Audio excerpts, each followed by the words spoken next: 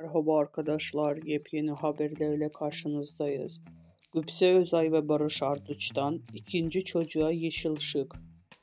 Gupse Özay ve Barış Arduç, Çeşme'de deniz keyfi yaparken görüntülendi. Özay tatilde yaptığı sosyal medya paylaşımlarıyla ikinci çocuk sinyalini vererek sevenlerini heyecanlandırdı. Yaz aylarını Çeşme'deki evinde geçiren Gupse Özay ve Barış Arduç, önceki gün Portalıçatı'daki bir plajdaydı. Çift birlikte denize girerken objektiflere yansıdı. Barış Arduç görüntülendiklerini fark edince eşine muhabirlere gösterdi. Çift gülümseyerek el salladı ve sarılarak poz verdi. Gupse Özay ile Barış Arduç'tan ikinci çocuk sinyali de geldi.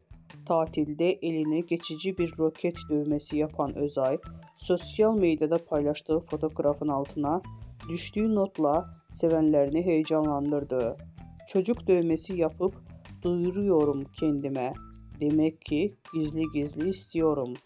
Bizden bu kadar arkadaşlar. Videoların devamını gelmesini istiyorsanız da kanalımıza abone olmayı unutmayalım. Hoşça kalın.